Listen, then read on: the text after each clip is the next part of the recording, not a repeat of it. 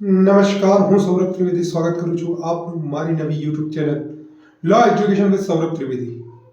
આમાં આપણે વાત કરીશું અત્યારે હાલ જે નવા પસાર થયેલા કાયદા વિશે, એટલે કે ભારતીય ન્યાય સંહિતા, ભારતીય નાગરિક સુરક્ષા સંહિતા અને ભારતીય સાક્ષ્ય અધિનિયમ વિશે. મિત્રો, ઘણા સમયથી જે કાયદાઓ, અંગ્રેજોના સમયના કાયદાઓ, જે દમન માટે અને દંડ કરવાના હેતુથી માત્ર જે કહેવાય એ ઉપલબ્ધ હતા, હવે એ કાયદાઓનો અંત આવ્યો છે અને નવા કાયદાઓ જે કહેવાય ટૂંક જ સમયની અંદર જે કહેવાય ભારતમાં પ્રવર્તમાન થશે. અત્યારે હાલ તો એ જૂના કાયદા પ્રમાણે પ્રક્રિયા ચાલી રહી છે, પરંતુ નવા કાયદાઓ જે કહેવાય એ અસ્તિત્વમાં આવી ચૂક્યા છે. તો કેવા કાયદાઓની જરૂરિયાત પડી, શું કરવા? કારણ કે બદલાતા સમયમાં ટેકનોલોજી જે કહેવાય એનો ઉપયોગ ખૂબ જ વધ્યો છે અને એ ટેકનોલોજીના કારણે ઘણા બધા મહત્વના ફેરફારો થયેલા છે.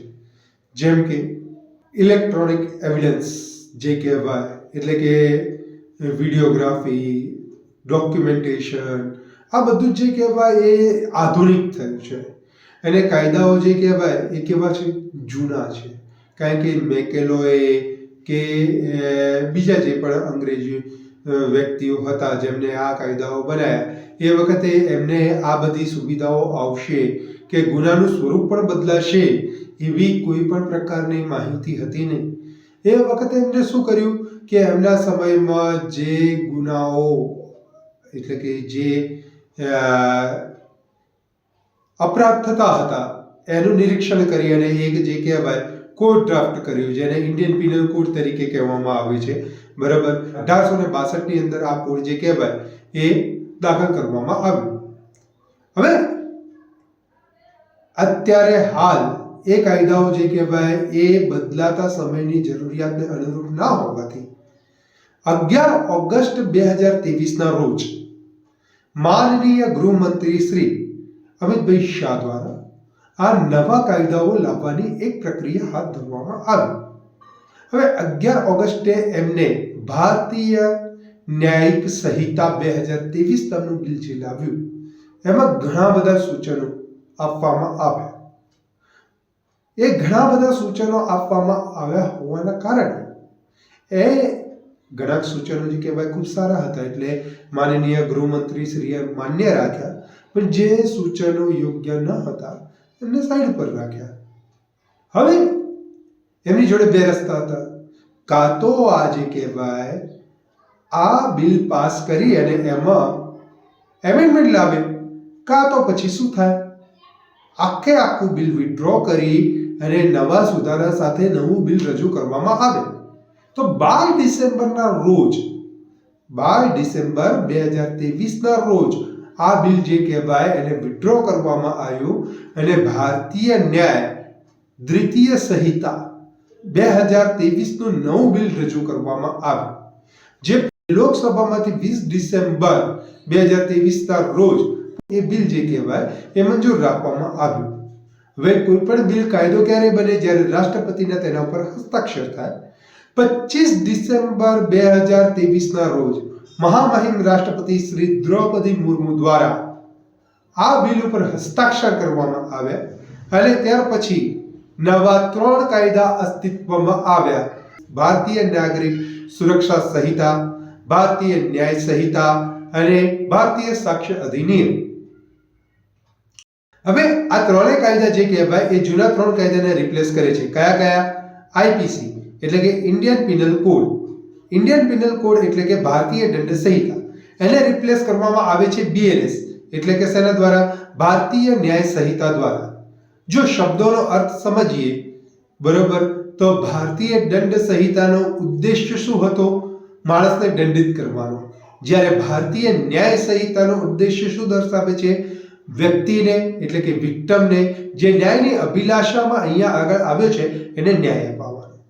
બરોબર, હવે આ ઉદ્દેશ્ય આ કાયદાઓ સાર્થક કરે છે કે નહીં, એ તો આખો કાયદાનો અધ્યયન કર્યા પછી જ આપણને ખ્યાલ આવશે. બરોબર, બીજો કાયદો આવ્યો એ છે એ ભારતીય નાગરિક સુરક્ષા સંહિતા. એ જે આપણી ક્રિમિનલ પ્રોસિજર કોડ હતી એને રિપ્લેસ કરે છે અને ત્રીજો કાયદો જે આવ્યો એ ઇન્ડિયન એવિડન્સ એક્ટને જે કહેવાય રિપ્લેસ કરે છે અને હવે એનું નામ છે ભારતીય સાક્ષ્ય અધિનિયમ 2023. હવે આપણે મુખ્ય ફેરફારો સમજીએ કે આ બિલમાં કેવા પ્રકારના ફેરફારો કરવામાં આવ્યા, એટલે કે નવા કાયદા જે અસ્તિત્વમાં આવ્યા એમાં કયા કયા કાયદાઓ જે કહેવાય એટલે કે કઈ કઈ કલમો જે કહેવાય એ ઉમેરવામાં આવી અને કેમ ઉમેરવામાં આવી, કારણ શું, બરોબર. તો સમજો, પહેલા આપણે વાત કરીએ તો ભારતીય નાગરિક સુરક્ષા સંહિતા CRPC ક્રિમિનલ પ્રોસિજર કોડ જે કહેવાય એનું નામ બદલી અને ભારતીય નાગરિક સુરક્ષા સંહિતા કરવામાં આવી. હવે પહેલા ક્રિમિનલ પ્રોસિજર કોડમાં 484 જે કહેવાય એ કલમો હતી અને 37 જેટલા જે કહેવાય એ ચેપ્ટર્સ હતા. હવે નવી ક્રિમિનલ પ્રોસિજર કોડ જે કહેવાય એને હવે BNSS તરીકે આપણે ઓળખીશું, બરોબર. ભારતીય નાગરિક સુરક્ષા સંહિતા તરીકે જે કહેવાય એ આપણે ગણીશું. તો એમાં અત્યારે હાલ જે કહેવાય 531 કલમો અને 39 જેટલા ચેપ્ટર્સ જે કહેવાય એ ઉમેરવામાં આવ્યા છે. હવે આપણે સમજીએ કે ભારતીય ન્યાય સંહિતા એટલે કે BNS માં કયા ફેરફાર કરવામાં આવ્યા અને એ ફેરફાર કરવાની જરૂરિયાત કેમ પડી. જો પહેલા ઇન્ડિયન પિનલ કોડની અંદર 511 જે કહેવાય એ કલમો હતી અને 23 જેટલા ચેપ્ટરો હતા. હવે BNS ની અંદર 358 કલમો છે અને 20 જેટલા ચેપ્ટર છે. 358 જે કલમો ખરી એમાં જે મુખ્ય ફેરફાર કરવામાં આવ્યા છે એ કયા કયા છે એ આપણે જોઈએ. જો ભારતીય ન્યાય સંહિતા, બરોબર, એમાં લગભગ જે કહેવાય એ 20 જેટલા નવા કાયદા ઉમેરવામાં આવે. જેમ કે જૂના કાયદામાં આતંકવાદની કોઈ વ્યાખ્યા જ ન હતી, બરોબર. તો 113 ની અંદર એમાં વ્યાખ્યા ઉમેરવામાં આવી અને આતંકવાદ માટેની સજાની જોગવાઈને બાકીની વિગત જે કહેવાય. હવે એવું નતું કે આ વ્યાખ્યા જે કહેવાય એ ઉપલબ્ધ નથી.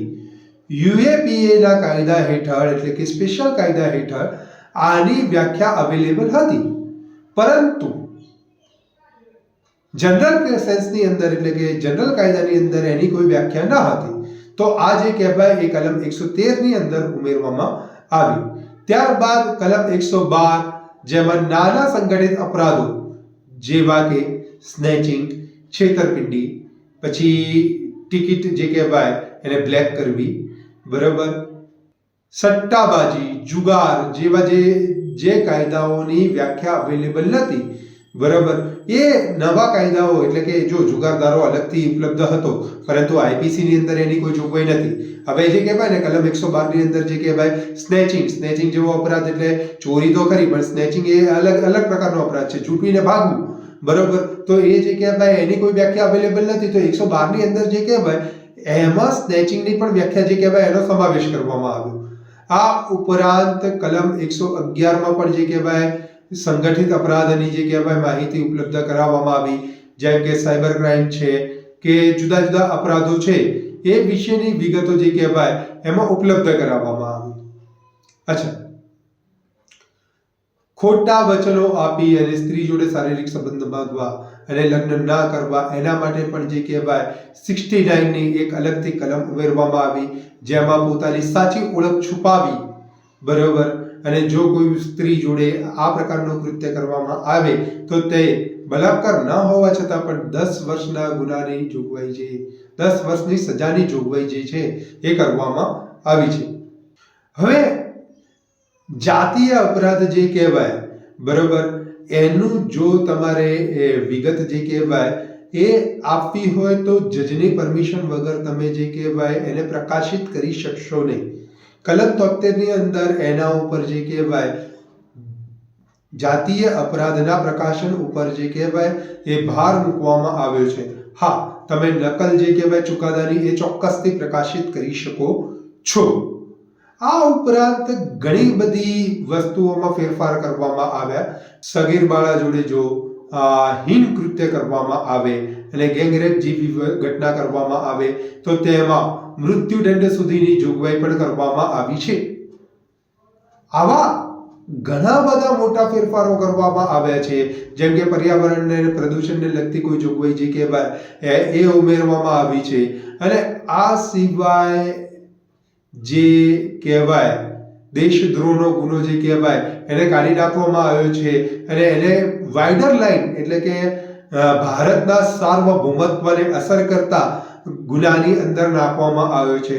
બરોબર, એટલે પહેલા રાજ્યને વફાદાર રહેવું પડતું હતું, પણ હવે દેશ માટે થઈ અને કોઈ પણ વ્યક્તિ જે કહેવાય અભદ્ર ભાષાનો પ્રયોગ કરે કે દેશની જે કહેવાય સાર્વભૌમત્તા અને અખંડિતતાને ખંડિત કરવાનો પ્રયત્ન કરે તો તેના માટે થઈ અને જે કહેવાય રાજ્યદ્રોહનો ગુનો રદ કરી અને અલગથી કાયદો લાવવામાં આવ્યો છે, અલગથી કલમ લાવવામાં આવી છે.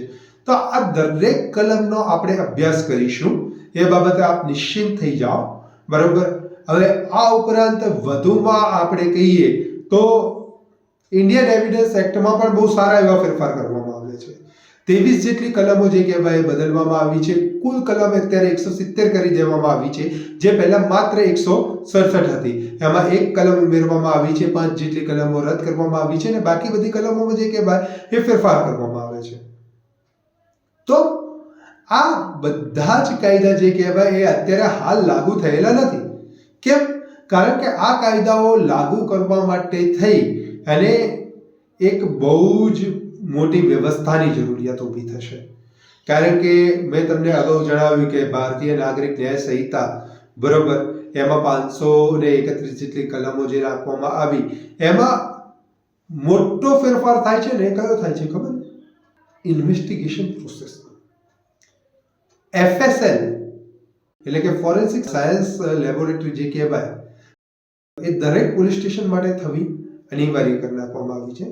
જેમાં 7 વર્ષથી ઉપરના ગુના માટે થઈ અને જે પણ પ્રક્રિયા થતી હોય તો એ બધાના એવિડન્સ જે કહેવાય FSL દ્વારા કલેક્ટ કરવામાં આવશે. સમજો. પછી વિડીયો રેકોર્ડિંગ દ્વારા જે કહેવાય એ ગુનાનું જે કહેવાય સ્ટેટમેન્ટ નોંધવું, વિડીયો કોન્ફરન્સિંગ દ્વારા કોર્ટ ચલાવવી વગેરે જેવી ખૂબ જ મોટી જોગવાઈઓ કરવામાં આવી છે, જે આજના સમય અનુસાર એ જરૂરી હતી. બરોબર. પણ હવે આ વસ્તુ જે કહેવાય એ તાત્કાલિક ધોરણે જે કહેવાય એ અપ્લાય થઈ શકે એમ નથી, કારણ કે એના માટે એક આખું નેટવર્ક ઊભું કરવું પડે. જોકે મોટાભાગનું કામ અત્યારે હાલ ડિજિટલાઇઝેશનમાં પૂરું થઈ ચૂક્યું છે. આપણે ઈ કોર્ટ જોઈ શકીએ છીએ, જેની અંદર ઘણી બધી વિગતો આપણને ઓલરેડી ઉપલબ્ધ છે. હવે ઈ હિયરિંગ પણ ચાલુ થઈ જશે ટૂંક સમયમાં, જ્યાં આગળ ડાયરેક્ટ તમે જે કહેવાય એક જગ્યાએથી કોર્ટની અંદર પ્રોસિડિંગ જે કોરોના કાળમાં ચાલતી હતી એ પ્રકારે દરેક અલગ અલગ જગ્યાએ જે કહેવાય કોન્ફરન્સિંગ, વિડીયો કોન્ફરન્સિંગ દ્વારા દલીલો થઈ શકશે. આ ઉપરાંત જે કહેવાય કેદીઓના જાપ્તા જે બારે ઘડીએ રજૂ કરવાના આવે છે તો ડાયરેક્ટ જે કહેવાય એમને એક પ્રક્રિયા હેઠળ, બરોબર, ડાયરેક્ટ કોર્ટમાંથી જે કહેવાય એ વિડીયો કોન્ફરન્સિંગ દ્વારા રજૂ કરી શકાશે. બરોબર. તો આવા ઘણા બધા ચેન્જીસ જે કહેવાય કરવામાં આવે છે. તો આ બધા ચેન્જીસ જે કહેવાય એ અપડેશન માંગી લે છે ટેકનોલોજીનો. આ ઉપરાંત બધાની કાયદા માટેની સમજણ જે કહેવાય એ વધારવાની પ્રયત્ન કરવો પડશે. કારણ કે દાખલા તરીકે આજે કાયદા રજૂ કર્યા હોય તો પોલીસને ખબર ના હોય ને કે કયા ગુના હેઠળ જે કહેવાય હવે નવી ફરિયાદ નોંધવી. બરોબર. ખ્યાલ આવે? 154 FIR જે કહેવાય બધાને મોડે થઈ ગઈ, પણ નવા કાયદામાં FIR નું સ્વરૂપ શું હશે? બરોબર છે, એને કેવી રીતે લાગુ કરવી, ઇન્વેસ્ટિગેશન કેવી રીતે કરવી, તો આ બધા માટે એક ટ્રેનિંગ કરવી અનિવાર્ય છે. તો બધા જ વ્યક્તિઓ, વકીલોથી માંડી, જજીસથી માંડી, પોલીસથી માંડી અને દરેક વ્યક્તિને આ કાયદાઓ જે કહેવાય જાણવા ખૂબ જ અનિવાર્ય થઈ જશે. અને એના પછી જે કહેવાય આ કાયદા જે કહેવાય એ જ્યારે લાગુ થશે ત્યારે એની પ્રોસિડિંગ કેવી રીતની હશે તે જાણવી અનિવાર્ય થઈ જશે અને એની ટ્રેનિંગ જે કહેવાય એ કરવી પણ અનિવાર્ય સરકાર માટે થઈ જશે. આપ નિશ્ચિંત રહો. આપના માટે થઈ અને આ ચેનલના માધ્યમ દ્વારા હું આપને ભારતીય ન્યાય સંહિતા, ભારતીય સાક્ષ્ય અધિનિયમ અને ભારતીય નાગરિક સુરક્ષા સંહિતા 2023 ની બધી જ માહિતી અને બધા જ ચેપ્ટર જે કહેવાય એ ઉપલબ્ધ કરાવીશ. આ માટે મારી ચેનલને લાઈક અને સબસ્ક્રાઇબ ચોક્કસથી કરી લેશો. ભારત માતાની જય. જય હિન્દ.